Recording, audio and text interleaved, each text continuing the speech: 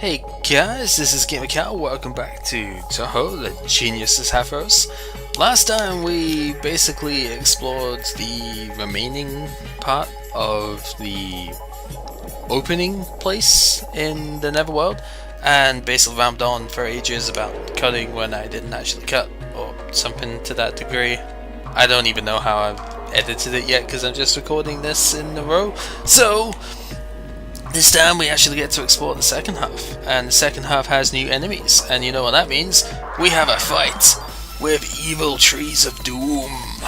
So these Zakums are pretty neat, and they're not too bad. Like, they usually just cast life leeching skill stuff, but yeah, they're pretty alright. They're weak against light. I think they're light weak. Pretty sure they're light weak, but they are definitely fire weak.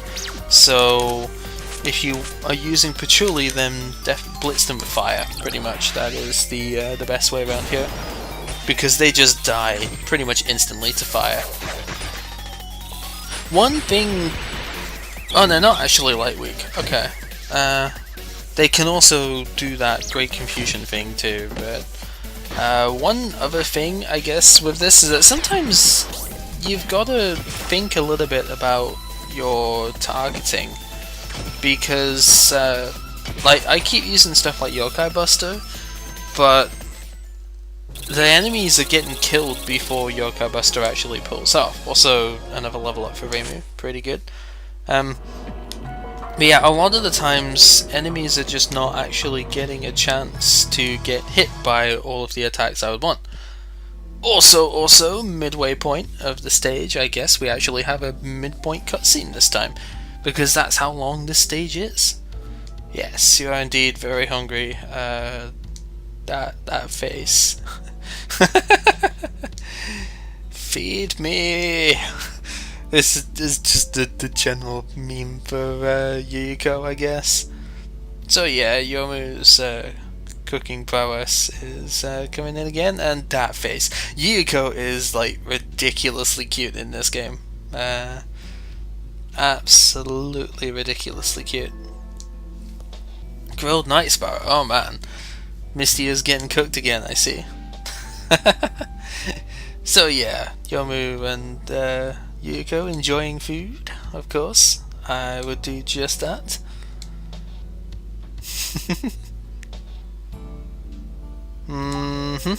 What's up, Yomu? Overheard something, blah blah blah. Okay. Yep, they know we're here, as everybody already knows where everybody else is at all times, right? Indeed, Reimu is here.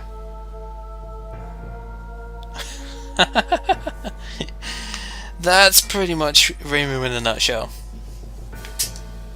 Why would she come here? Well, who knows, right? Yeah, so Yomu being as ridiculously loyal to Yuko as she is, will stand by her regardless of what's going on.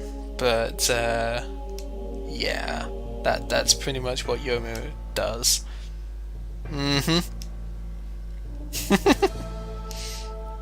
So no time for food, except for Yuko, I guess. I don't know where Yomu's food actually went there, but what will Yukari do indeed? Alright, so I guess we're going to have some fun with Yuko at the end of this. Not even hiding the fact of she's going to fight us. But yes, we are in the truly officially in the second half of the stage now, and this is where things start getting trickier in terms of the enemies here. However, before we go any further than that, we have a pretty neat item here. The Imitation Slayer is a pretty good sword. It's actually a fair bit stronger than the sword that Reimu is currently using, so we might well use this on Reimu now and finally get rid of the melon sword. But yeah, good power.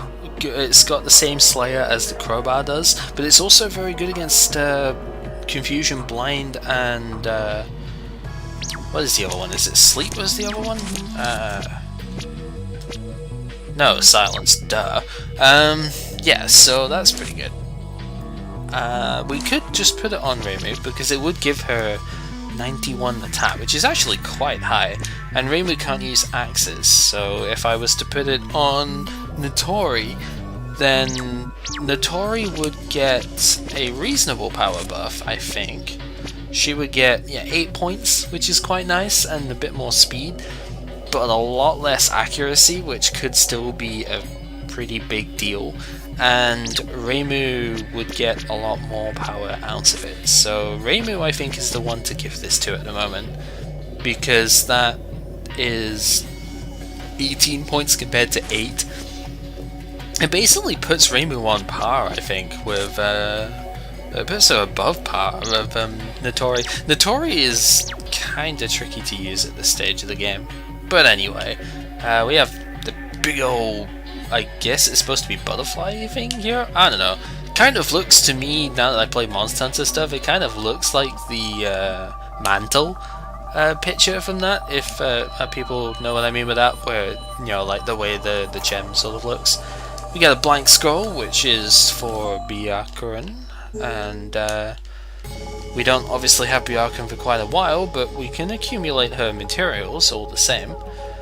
And going down here, we get ourselves to this place, which will basically be the second part of Snake Way.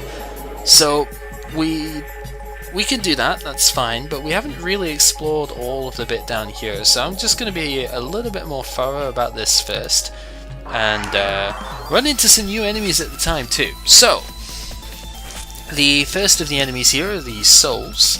There are actually 2 of them here. You want to kill them fairly quickly, because if you let them live for too long, then, especially at low health, they will mind control one of your party. They will sacrifice themselves and they will put you under mind control. And it's fairly difficult to resist that, so try and take them out quickly if you can. I think light works. I'm trying to remember the weaknesses at the moment. I'm pretty sure it's just light, so yeah. And the dropper here will cast Nasal Breath, which is a row-based paralysis move. So it won't hit too many of us in this formation, but just be aware of it anyway, because it can deal quite irritating damage to you. You know, paralysis is not fun, so do be aware of that. So we shall cast a resistance up as a result of that. I think they can also lower your stats otherwise, but yeah, we're not going to be too fussed about them, I think. I don't remember what they're weak to, but I'm sure they'll go down easily enough anyway. It's not lightning, that's for sure. Oh, it's light, okay. So yeah, light is very good here. That's another reason why Reimu's in the party, is because light is just generally a good thing to have in the lower half of the Netherworld here. And we got a rock as well, that item glitch coming in again and not showing us all the drops and stuff. It's kind of annoying, if I'm being honest, but whatever. So there was, I'm sure of it, another bit through here that we could go. I do want to kill these trees though. These trees are actually pretty important to kill, so not necessarily because they are super powerful or anything, but because they can drop that. You definitely want to kill all the trees that you can, because they can drop a very special item that we'll be getting a couple of during the stage here, the second half, but you want to get more of them because they are very, very good, and I think this is the only stage you can get them in. So we got ourselves a Celestial Peach. This introduces another tier of, or another type of item, synthesis material. Try crafting with it is pretty much all you get, but basically what it does is, it is the, but you probably hopefully remember it from when we showed off the item stuff before. The second tier weapons and any armors that were picked up from beating Satori need this item in order to be crafted. So essentially, this game has different tiers of these items for each of the different weapons that you can craft for characters. So this Celestial Peach will be able to help us make, say, Sakuya's next tier sword, which would be really nice to craft before grinding this place out, actually. So we'll probably do that. We'll get that weapon before finishing this place off. I honestly forget if this guy has any elemental weakness. I should really have looked that up, but whatever.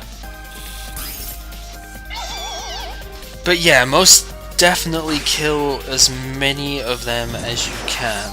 And wow, that was effective. Good job, Reimu. To be fair, I should have just slashed it with a sword, but again, I didn't think that Ultimate Division would have done so much damage there. And hey, Notori gets a level 2. Very nice. So yeah, down here is another transporter, which leads to another separate area, which is a very good thing to do, because this area is entirely distinct from the rest of the second half. And as you saw, there was a silver chest there. I just kind of don't want to get into too many fights, because we have a fight like this. Alright, so this fight has the basic patrol enemy from way back in the Scarlet Devil Mansion, Stage 2. And then it has Angels, which are the modern equivalent, and Apostle, which was in the Forest of Magic. We only ever saw one of them, so we didn't really get to see too much out of that, but yeah, this is the Angel tier enemy for this place. They're not ridiculously powerful by themselves or in smaller groups, but in a large group such as this is actually a very dangerous fight. But we have the firepower that we can just nuke this fight fairly quickly, so I don't anticipate it being a crazy struggle, but it is something to look out for. So just do as much as you can, because yeah, that Holy Zapper is going to do a lot of damage, and these enemies are pretty fast. Like, we're getting outsped here, and they really hurt, and they're going to get regen in Lightland too, so yeah, whilst they're not the toughest of enemies ever, they do have enough power to trouble you, so take them out quickly. That's basically all there is to say about it. I mean, ideally I would have just used more skills there, but I figured I'd be safe, because Reimu really doesn't take any damage from light, so if they don't use physicals against it, then she's fine. So, one of the items we have is the Ghost Shield, which is pretty good, and yeah, we fought these guys out, so we know what they do. The perfect dodge of the Kappa Camouflage formation is really coming in handy here, so that is always nice. But yeah, the other item is up the top here. Thankfully we did get both silver keys in the first half, so that's good, except it's not actually the silver key chest, because I forgot what it was, and I am not fighting that damn bird again, because yeah, that is the other thing it can do, actually. Aura of the Dead, I think, is the thing that revives your allies, if I remember rightly, if they are downed, but it also increases the evasion of the enemy party, so in case it wasn't hard enough to hit that bloody bird already, then, you know. Anyway, the Camoshade is pretty good against Disable status, so no, Camoshade. Pretty good against Disable, so Sleep Paralysis, Petrify, all of them can be blocked in one go. Not quite as well as the specific items. As you see, this is very, very good, whereas the Camoshade is just kinda good. And then the Ghost Shield is a pretty good, mid-weight shield that also blocks light and dark somewhat well. So yeah, pretty good physical shield, and I think I want to give that to Sanai here, and then we might just You know what, I actually quite like the magic blocking shield on Notori, because I find Notori just gets damaged really hardcore by stuff that way. And then the Notori Feather is Moko's item, so yeah, just wanted to show that bit off, because exploration is definitely rewarded in this game. It might not be quite as in-depth as a lot of other RPGs are that way, but you do still get rewarded for exploring the stages thoroughly, and that is a very good thing. I don't need to fight this one because we've already seen all these enemies, so we'll just go ahead and run from that fight.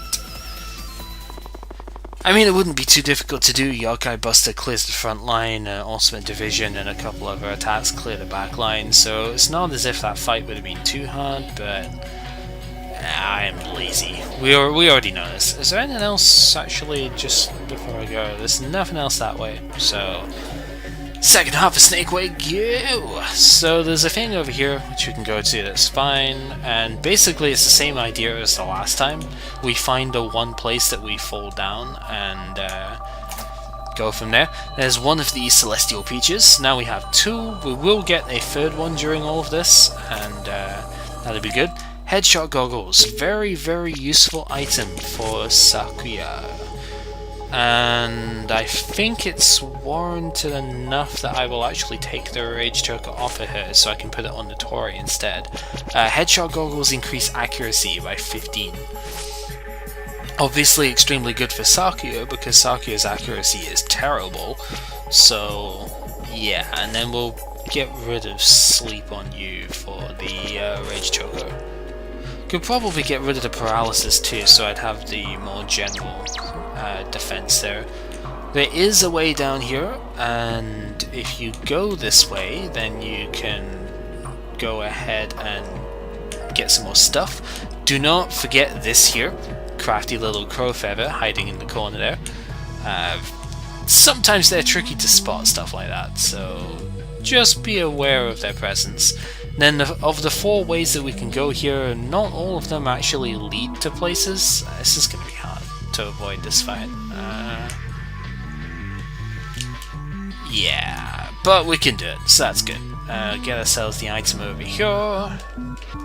There is actually a gold key here as well, and we get resistance up, so that's pretty good. If you could put that on, say, Reimu, I guess, and get even more resistance, because resistance is kind of what Reimu does best anyway. So yeah, like this one doesn't lead to anything, the second one will lead to something, and just like most areas in the that we've seen in the game so far, we do need a gold key to end this place.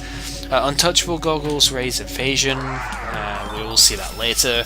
Also these guys, which are quite obviously upgraded demons from before, they use lance-based attacks, so prepare yourself for that, I suppose. They're not really too difficult to deal with, but also should be noted for AoE based attacks, because I've not actually said this yet, for attacks that hit an area, you will do less damage to targets which are further away from said area, like from the center of it. So whoever you target with the attack takes the most damage, and then it gets less and less effective from there. Oh yeah, these guys can also magic cancel, but they're not quite as fast, and it doesn't work quite as often as with the birds, so yeah. But yeah, you can you won't do quite as much damage to them, in case that wasn't obvious, but you still do decent damage, so don't like neglect your AoE. This is a different enemy. I think this guy is water weak and can also do like fire-based attacks. Yeah, water weak. Not too difficult of an enemy to fight, and the fire breath really didn't do anything there because he was already so weakened. Also, darn it, Sakuya, you and your not letting me show Notori's last word off. That's just typical. Well, we get the rather peculiar not even peculiar. I didn't even show her last art art, did I? We get the rather awkwardly named bondage art from Satori there, and yeah, we can show the other one too. So she can inflict great confusion and paralysis. This paralysis isn't particularly easy to get off. In fact, honestly, Art of Chaos and bondage art don't really work that often in my experience, but the multi-target paralysis is pretty freaking nice if you can get it, so that's kind of cool. We are going to have to fight our way out of here, unfortunately. This is an example of a fight that is potentially very scary, but I don't think it's going to be that bad because I'm just going to fantasy seal it, to be honest. I really don't feel like wasting too much time with this fight, so we're just gonna bust out the spell cards. Ooh, that's bad though. That should lower the power of this fairly significantly, and yeah, the only 200 damage from the front there. Marissa's gonna die. Yeah. Wow, everybody except Reimu died. That was not quite what I was expecting. Retreat? So yeah, that's how dangerous that guy can be. If he decides to double AoE you, then you're kinda screwed. I am actually kinda surprised we were allowed to run away from that fight.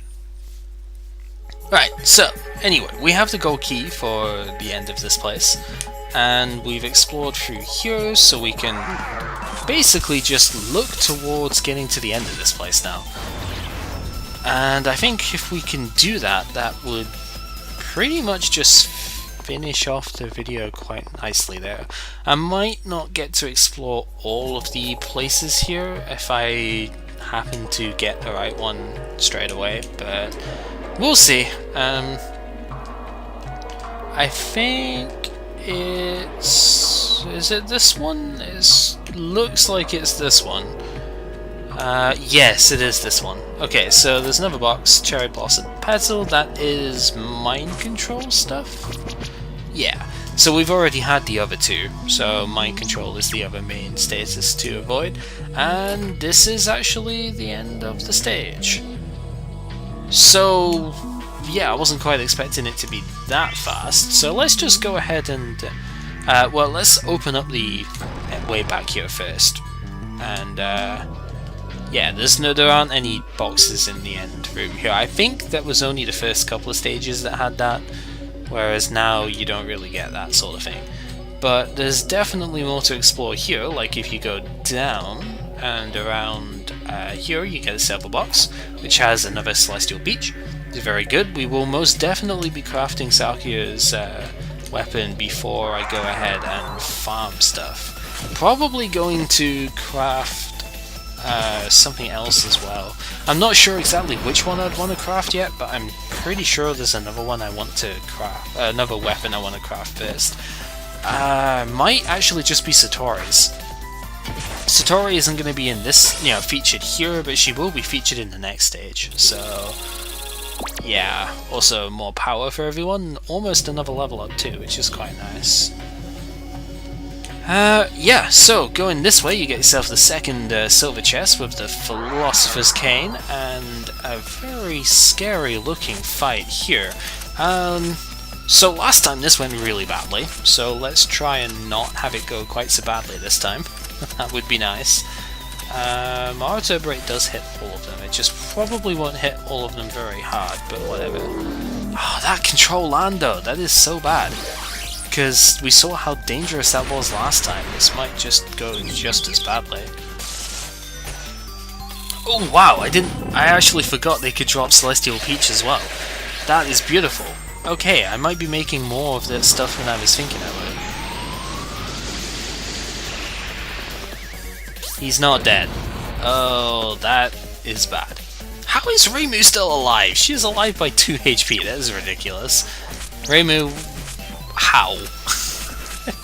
Whatever, let's heal Reimu just in case, so that she doesn't die here. Although I don't think she's going to get a chance to do anything, but... Oh, so it can inflict Berserk too. Wow, this guy just has all the tricks. Berserk is a mind control status that basically prevents you from taking action in the turn. What it does is it forces you to use vanilla physical attacks against the enemy. That's all it does. It prevents you from controlling that person, and you only get to do physical vanilla attacks. I am completely screwed here. Apparently they can still catch me through the thing there. There goes Sakuya, targeted by too many hits. But it doesn't really matter too much because she only lost 1 life. It's really easy to go back and just like heal that, and yeah, there just isn't really too much of a penalty for dying like that. Also, I was not paying attention to where I was going there, so whoops. You see just how much damage that physical attack does, though. You can see that these enemies don't joke around. They are pretty powerful. So if you fall here, where does this take you? This just takes you back to the start. So you really don't want to fall down there. There's nothing for you for falling down there. But it's good info to have. You need to know these things. I'll be back in a sec. I'm gonna chop some trees down real quick. Right, where was I? So yeah, that can happen. If you fall down the wrong place, it really doesn't matter too much. You've just got to take the time to get back up. But now you know, do not fall down that particular side because you'll just get yourself into a spot where you have to travel like 4 rooms again before you get here, and it's irritating, so don't do that. I will say over here though there is a box, and that is the last thing. So the donation box is there. We didn't fight these guys yet. So these natural killers are the upgraded slimes from a couple of stages ago. Wow, I can actually hit all of them with 1 ultimate division. That's pretty great. They are very resistant to physical. They are exceptionally resistant to strike attacks. So Notori and her axe really just totally ineffective here. But that doesn't really matter too much because we do have a Slayer with Sakuya, so if you're still using her tier 1 sword, these guys are no problem whatsoever.